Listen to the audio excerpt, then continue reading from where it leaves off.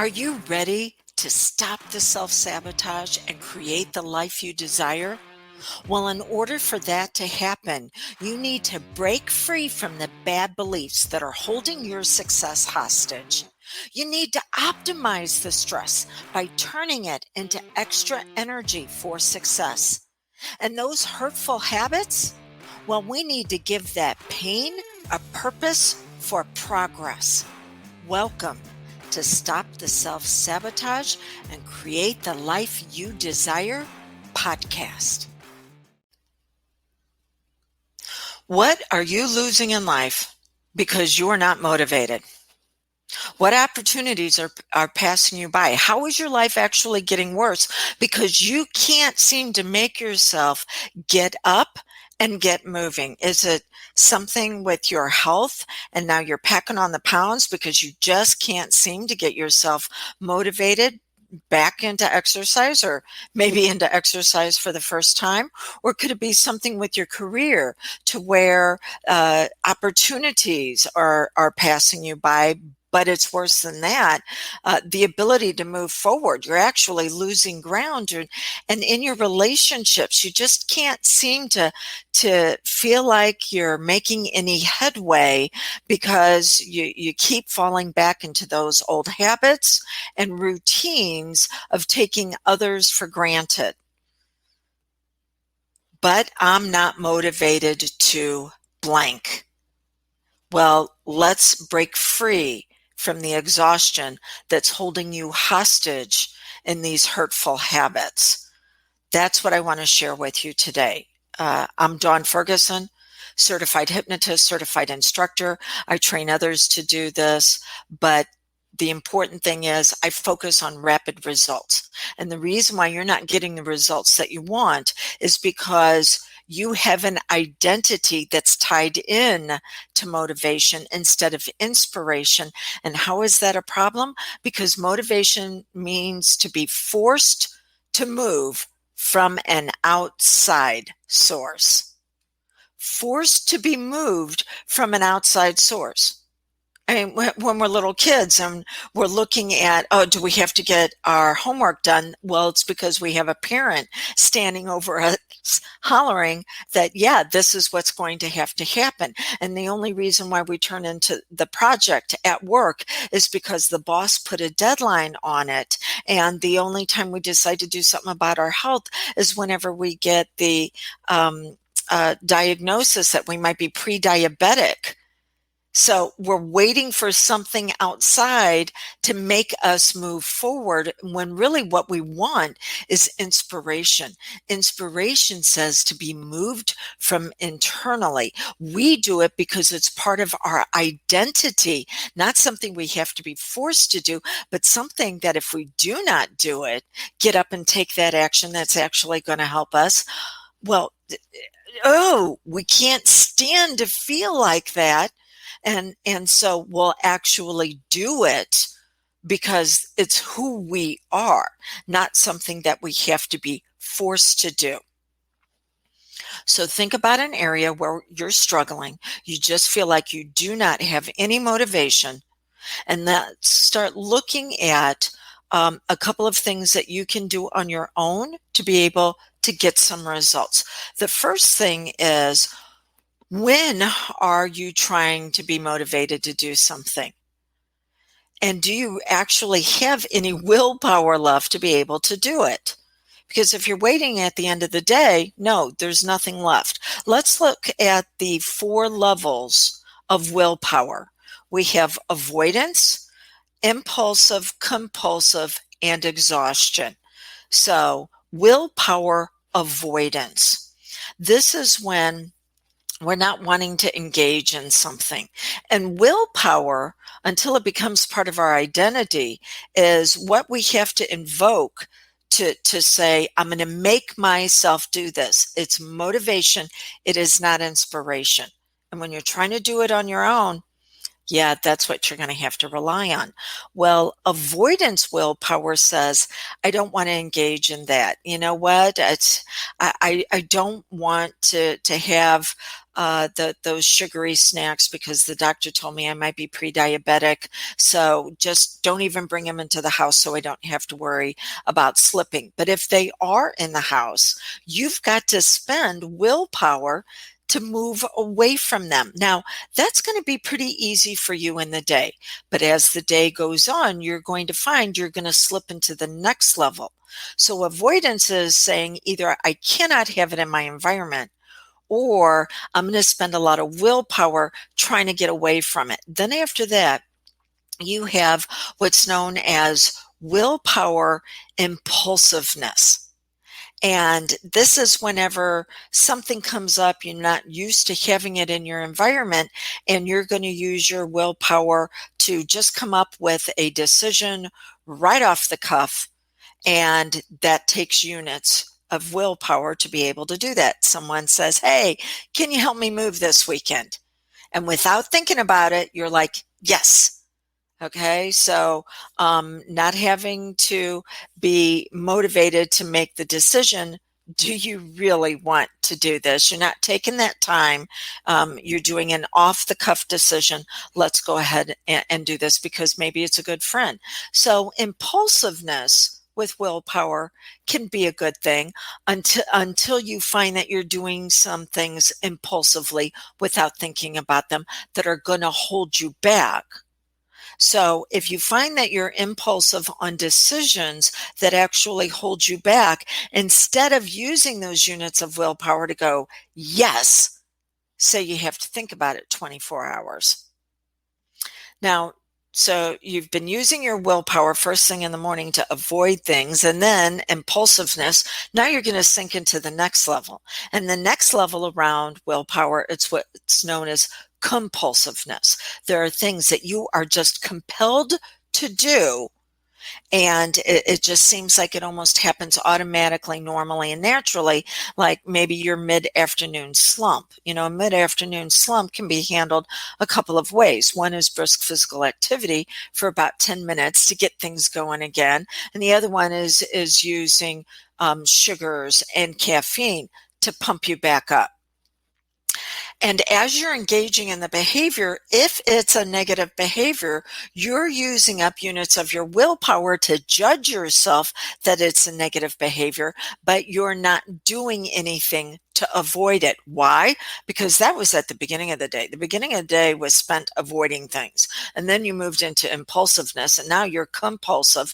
You're running habits and patterns that you're like, these are not good for me. And you just can't seem to be motivated to break free from them because you're running out of willpower. And then the very last level, which can hit as early as 3 o'clock. For some, they can go all the way till 7, and that's going to be willpower exhaustion. There's nothing left. It's because you used it all up avoiding things in the beginning of the day, then making impulsive decisions that are going to hold you back, then judging yourself for the compulsive behaviors that actually hurt you, but you're not doing anything to stop them because by that time you're already weakened, and now you're absolutely exhausted. There is nothing you can seem to do to move forward. And it is at this time when you will typically experience about 2 hours where you will engage in every bad behavior that seems to not just hold you back, but it is actually suppressing and repressing the very person that you want to become in order to move forward in life.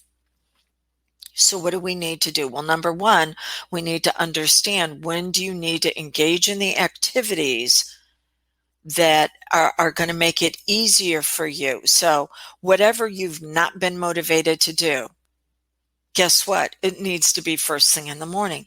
When you've got the willpower, when you've still got the ability to make choices to be your healthiest. Don't wait till the end of the day.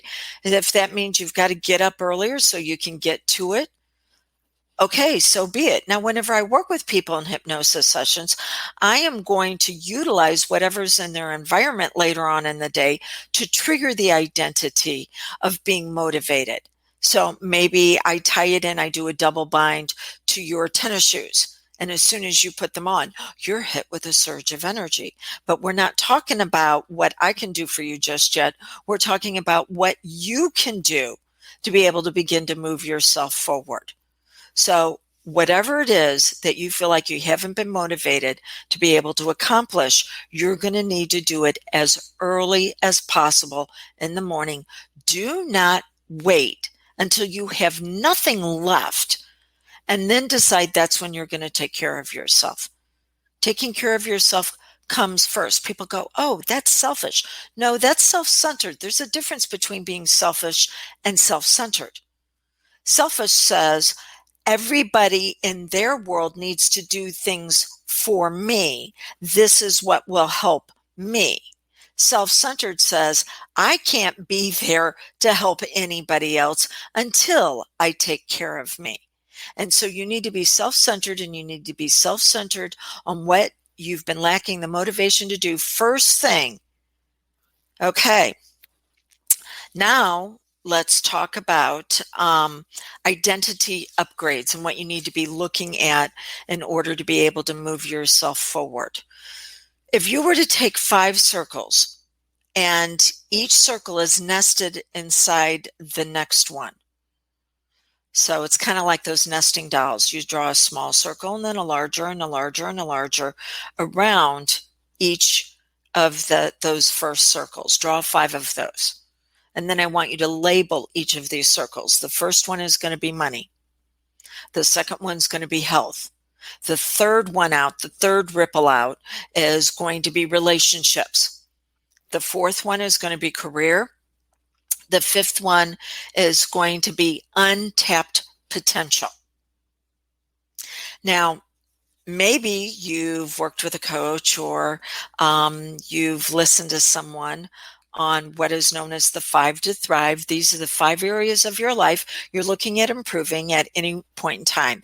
And they may have done this exercise for you, but they didn't do the exercise in a way that empowers you. So let's think of something that you've been putting off. Maybe working out. So let's use that as an example, but you can pick your own area. And they say, okay, well, tell me, working out, how is that going to increase your finances, your financial health? And working out, how is that going to increase your health? And working out, how is that going to increase your relationships? And that's actually not the way we become inspired. We become inspired, motivation moving into inspiration, from having to be forced on the outside to do something to where it's actually internal because it's part of our identity. We have to do that by saying, what identity do we develop at the level, not how doing something is going to increase it. So let's walk through that exercise together. You can substitute whatever it is that you've been putting off, but I'm going to use as your example working out. So and we always start at the bottom level. Money, wealth. Why is that? Because all those other areas need that to be flowing correctly for you to have the energy to be your very best, and the ripples that are created out from that. So you can almost see these circles as ripples. And that's how our mind works.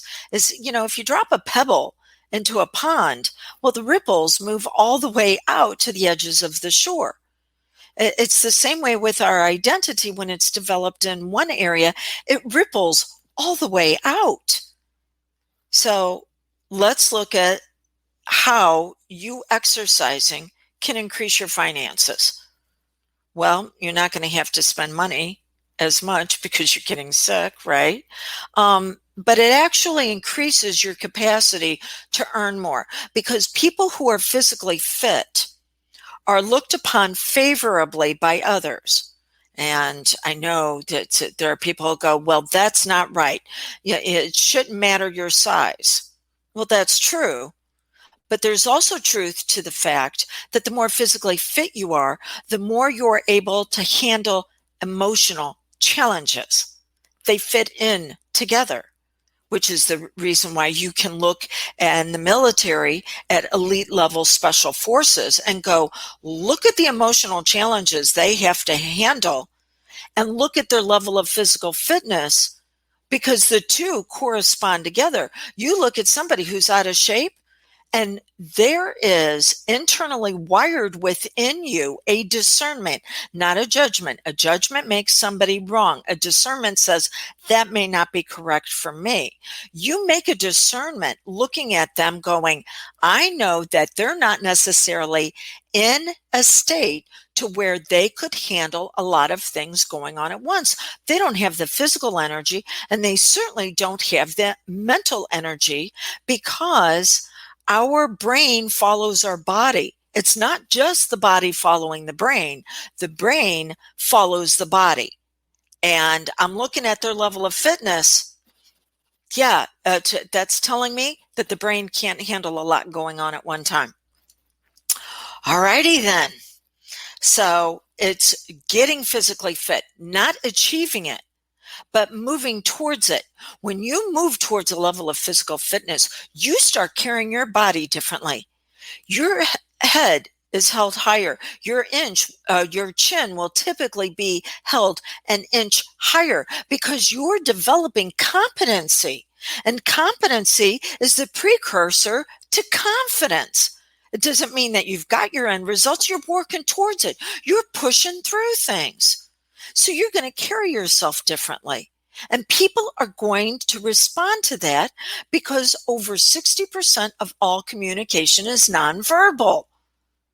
So your ability to increase your wealth, your money-making opportunities are going to increase, because you're moving into a level of physical fitness. But whatever your challenge was, where you feel like you're not motivated, use this exercise like what I said, and put yourself in there and say, now that I'm going to do this first thing in the morning, how is this going to increase my opportunities for making money? Now let's take that identity that you are now upgrading. I'm confident in my wealth that I'm creating. How is that going to impact your health? Not the fact that you're exercising. No, the identity upgrade in wealth. Now, how's your health look? Well, I'm going to be less stressed. I'm going to be less stressed because I've got the opportunities. Maybe it's a full-time hustle. Maybe it's a side hustle. Maybe it's an opportunity in my current job. But I've taken action. I am now moving from motivation into inspiration. And so now that means my health, I'm going to be less stressed. That means that I'm going to look for opportunities to begin to challenge myself in that area. And now that you're increasing your wealth opportunities, again, we're doing the 5 to Thrive, and that has increased your ability to be healthier, because now you're looking for ways to challenge yourself physically. Well, what are your relationships going to look like? Because you're the type of person that says, you know what, I'm in command of what I bring into my life, and I'm also in command of how I allow myself to be challenged. What type of people are going to be attracted to you? It's definitely not going to be takers. Because when you're a doormat, you only attract those type of people. You attract what you are, not what you want. So we've already looked at upgrading your identity in these two areas. Now we're moving into relationships. You're going to be attracting in other people who want to be powerful like what you're exhibiting mentally, emotionally, and physically in your environment. So they either want it or they've already got it, and they see you as a companion. So now that your relationships are a heck of a lot healthier, your health, you're looking for ways to challenge yourself, and the money is flowing easier. What are your career opportunities? What's opening up for you that you didn't see before? Because before you had what's known as a subconscious scotoma, a blind spot, areas of a wealth of things that you could be moving into And you couldn't see them because you were so focused on having to force yourself to be motivated. Now, this inspiration is becoming part of your identity. It's just natural expression. What career opportunities are there? Would you stay at your same place? Would you look at going someplace else? Would you look at going into business for yourself? Would you be looking at adding on a skill set because now you've got the money? Now you've got the money, you challenge yourself to continue to develop. You're attracting in the people that are always going to force you to be a better version of yourself because that's what they see in you. You are inspired. So what's the next arena in your career that can bloom and blossom? And then finally we get to the last area, which is going to be untapped potential. What might be waiting for you that you hadn't even thought of, but it's been calling out to you? Now you're going to be able to hear that call because this is the type of person you are. You're always looking for the next arena where you can fully express yourself. That's what it means to be inspired. And when you're better, the world is a better place. Okay, knowledge is great, but actually having the knowledge work for you is even better. So I've got something for you to take action on. Here's what I've got. If you want to be able to utilize hypnosis for rapid results, discover all 5 of these levels and how they can move you into rapid results. You'll see a difference same day. That's how fast your powerful mind works. But using the triggers that are already around you, the triggers that we're setting off, avoidance, I don't want to do that. Instead, challenging you to bring you out at your very best, that's what I'm going to offer. Now, you can work with myself or you can work with one of my associates. Go to canhypnosishelpyou.com and you can see how to contact us. But if you want to work with me, here's what a bonus that I have for you. I have got a course that's called From Goal Setting into Goal Getting, and it talks about the 6 ways you can hold yourself back and how you can then move forward by using the very things, the very triggers that were going to hurt you, and then using those triggers now to actually help you. Because I don't want you to be completely dependent upon me to have this happen. I want you to learn how to move from motivation into inspiration yourself. So reach out to me via text 636-699-7791. Tell me you want to consult with Dawn. Goal Getting. And what I'll do is I'll add on that course to your rapid results hypnosis package because you get a session with me. You also get a follow-up phone coaching call with me. I'm also going to give you lifetime access to a self-hypnosis course where you're taught how to do this for yourself. But I'm going to add in from goal setting into goal getting so we can start turning your dreams into reality. So I want to make sure that I'm the right fit for you. This is the reason why I want to have a conversation with you. I'm not going to send you to a buy link. I want to have a conversation with you to make sure I'm the right fit. This way, we take the risk out of it. So send me a text, 636-699-7791. Say Dawn Consult Goal Getting, because I'm only going to offer this, for the, through the 3rd week of July. That's it. So you're going to have to take action. All right, let's wrap this up now into your plan of action. Step number 1, figure out the one area that you want to work on as far as lack of motivation. Step number 2, look at how willpower avoidance, impulsivity, compulsion, and then exhaustion has actually been playing against you. Step number 3, look at your 5 to thrive and Ask yourself how your identity will improve, and then how that's going to ripple out and improve the identity in the next area. And then step number 4, reach out to me personally if you're ready to turn this into your reality. So until we get together on your consultation, blessings on your brilliance, because when you're better, the entire world is better.